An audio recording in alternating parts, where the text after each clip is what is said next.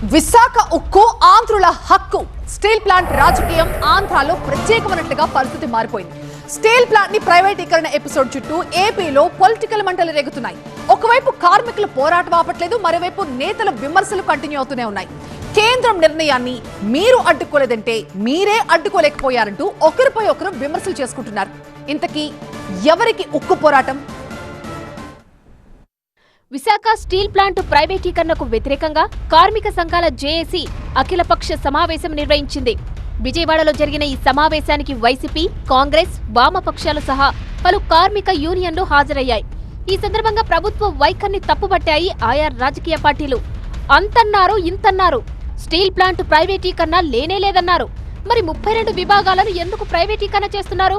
Please answer my question అంటోంది YCP. ప్రతి నియోజకవర్గంలో సభలు పెట్టి ప్రజల్లో చైతన్యం నింపి ప్రైవేటీకరణను అడ్డుకోవాలని పిలుపునిస్తోంది వైసీపీ.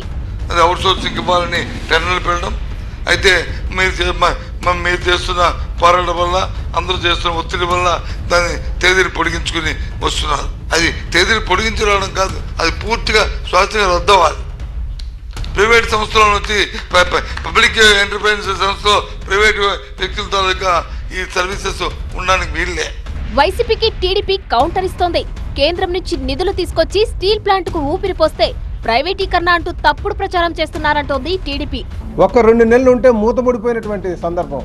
అలాంటి కొన ఊపిరితో ఉన్నటువంటి స్టీల్ ప్లాంట్కి 14,040 కోట్లు తీసుకొచ్చి పెట్టి దానికి ఊపిరి పోసి ఇప్పుడు ఈరోజు 80% కెపాసిటీతో రన్ అవుతుంది. అలాంటి దానికి వచ్చి ప్రైవేటైజ్ అయిపోతుంది అంటారు. అంటే ఒక దుష్ప్రచారం. మరి కొనడానికి ఎవడొస్తున్నారు అంటే సమాధానం చెప్పరు.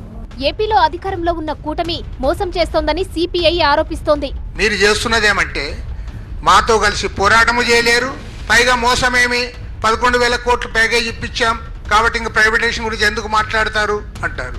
వర్కర్స్ తొలగిస్తారు. అయితే టీడీపీ అయినా వైసీపీ అయినా ప్రతిపక్షంలో ఉన్నప్పుడే స్టీల్ ప్లాంట్ గురించి మాట్లాడతాయి. అధికారంలోకి వెళ్లిన తర్వాత మాత్రం ప్లాంటును కాపాడే ప్రయత్నం చేయడం లేదంటోంది కాంగ్రెస్.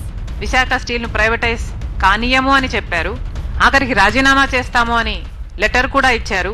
మరి ఇప్పుడు ఎందుకు మాట్లాడటం లేదు చంద్రబాబు గారు? అంటే తెలుగుదేశం పార్టీ అయితేనేమి, జనసేన అయితేనేమి, అన్అఫీషియల్ గా వైసీపీ అయితేనేమి, ఇలా అందరూ బీజేపీని ఎత్తి పట్టుకున్నారు.